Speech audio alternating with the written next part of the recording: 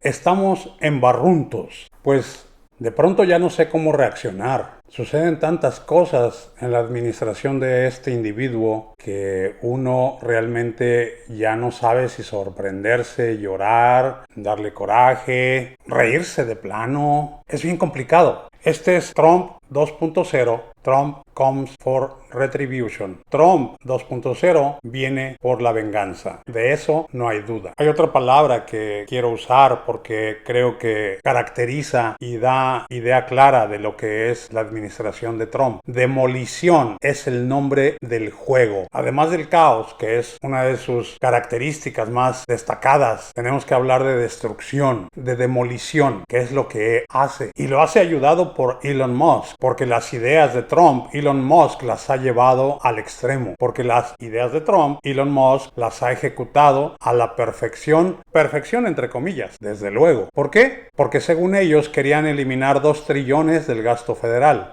Va a terminar en 1 trillón, que no es poca cosa, pero no es tampoco lo que ellos querían o buscaban. Lo malo es que estos cortes, los despidos, las acciones arbitrarias, todo lo que están haciendo es algo que no está dentro de las facultades de Doge, mucho menos dentro de las facultades de Elon Musk, que no es un funcionario federal realmente, que es dizque un asesor, que no dirige Doge, que sí lo dirige, que quién sabe, que a Chuchita la bolsearon. Bien, el problema es ese. Demolición y destrucción no construyen a un país. Así como las tarifas, por ejemplo, que son 25% hoy, me arrepiento, 10%, 15%, aumento de tarifas generalizado para todos los países.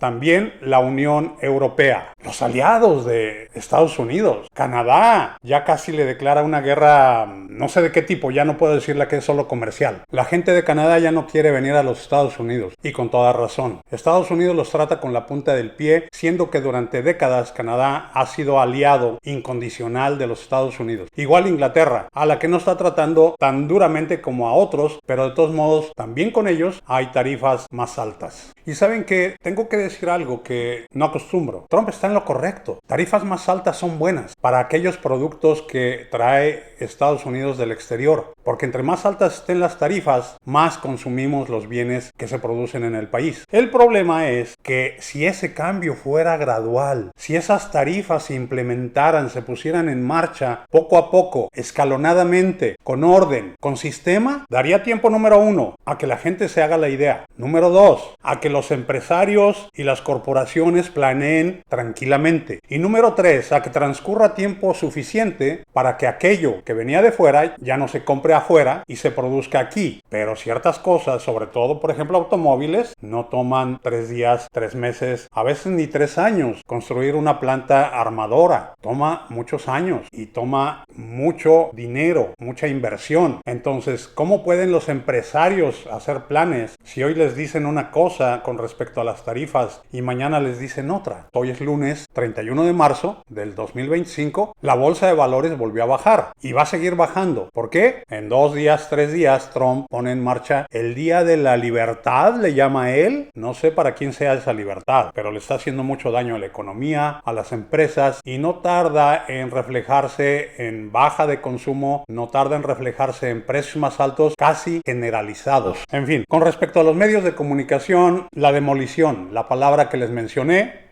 también está en marcha.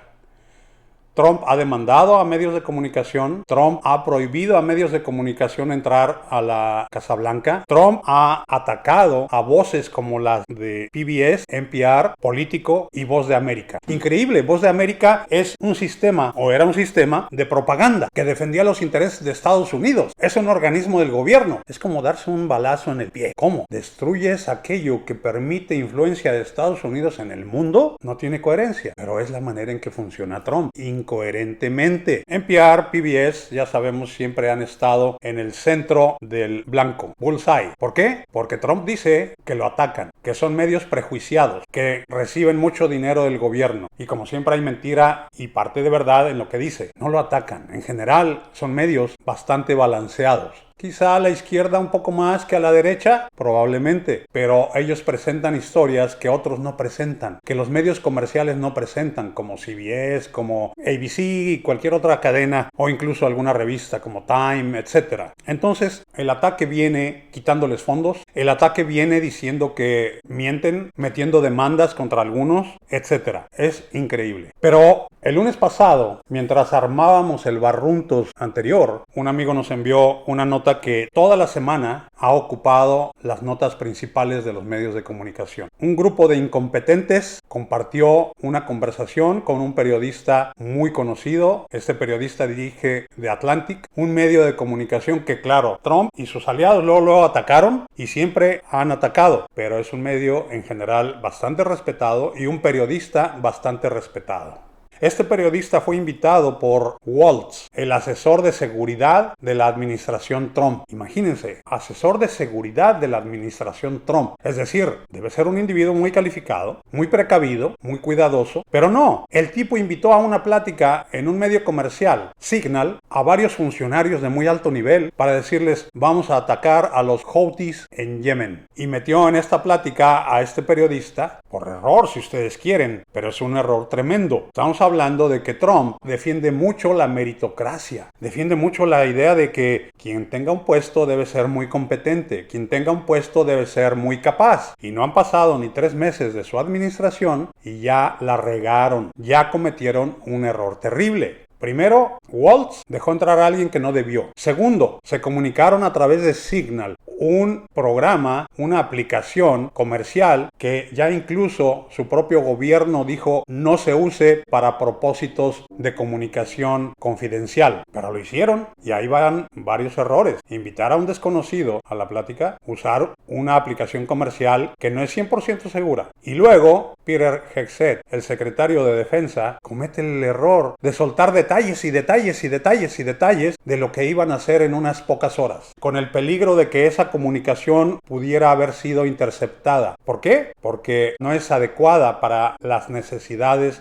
confidenciales y secretas de ese nivel, top secret. Y peor, uno de los que participaba estaba en Rusia, uno de los funcionarios estaba en Rusia. Madre mía, yo no uso ni Telegraph, que es de Rusia, porque sé que es de Rusia. Y yo soy un tipo común y corriente, más corriente que común. No uso programas o aplicaciones donde sé que hay más probabilidad que me espíen. Bueno, ya sabemos que Facebook, TikTok y cualquiera nos espían igual o peor, ¿verdad? Pero si tú eres alguien que está en Rusia y eres un funcionario americano, te están espiando. Están de plano sobre ti. Y este tipo, estando en Rusia, recibió mensajes a través de Signal. Rubio, que es una persona tan inteligente, dudo ya de su inteligencia a este punto. Reaccionó indignado. Y el tipo, él, como todos los demás, no fueron capaces de decir, ¿saben qué? Esta reunión no puede ser, esta reunión no puede darse en esta aplicación. Cambiemos a medios de transmisión segura. Cambiemos a medios aprobados por la CIA, por el gobierno de los Estados Unidos, etc. No. Desde luego Trump ha defendido a los incompetentes, Waltz y Hegseth, porque aceptar que la regaron va en detrimento, no le hace un favor a Trump, porque demostraría que cometió un error al escoger a este par de individuos. Mucha gente ha pedido que los despidan. Otros despachos de abogados han sido atacados. Alguno ha decidido por fortuna pelear frente a las cortes y ya ha habido alguna reacción de parte de estos jueces para detener las acciones de Trump contra los despachos de abogados. ¿Cuál es el pecado de estos despachos de abogados? Haber trabajado, haber hecho su trabajo en las administraciones pasadas, pero para Trump son despachos de abogados que lo atacaron, que pusieron parte de su personal para investigarlo, que pusieron parte de su personal para llevarlo a las cortes. Ese es todo el problema. La fuerza, el poder de la presidencia de los Estados Unidos, con órdenes ejecutivas arbitrarias, está siendo utilizado para destruir a los enemigos de Trump. Demolición y venganza son las palabras que en este momento, en estos días, se me ocurren para describir el gobierno de este individuo. Desde luego, cuando los jueces dicen, paren estas deportaciones, paren estos procesos contra estos abogados, paren estas situaciones ilegales, el rey se enoja, no le gusta que los jueces lo detengan. Él dice, los votantes me pusieron aquí y me quieren para un tercer periodo. El señor dictador, el señor Trump Díaz, Porfirio Trump Díaz, quiere quedarse en el poder más allá del segundo periodo a que tiene derecho. ¿Cree que es eterno? ¿Cree que nunca va a morir? ¿Qué pasa? Más allá de que es un ser humano y que algún día va a morir, de lo que sea, estamos hablando de que ya el individuo está buscando el modo, la manera de quedarse en el poder eternamente, o al menos hasta que fallezca. No es posible. La democracia americana está muriendo en sus manos. Pareciera que se cree Dios. El método favorito de Trump para lograr algo es extorsión. No me das esto, te quito esto. No me das esto, no te doy esto. Lo hace con países, lo hace con instituciones, lo hace con estados. Todo es el método gangsteril. Todo es el método mafioso de me das esto o te quito esto, o me pagas o te va a suceder esto. Esos son métodos del mafioso, de un mafioso clásico. Hay organizaciones, hay gente, hay individuos que ya están protestando. En estos días me dio gusto ver en el vecindario una protesta de gente madura, de gente curiosamente blanca sobre todo, gente que traía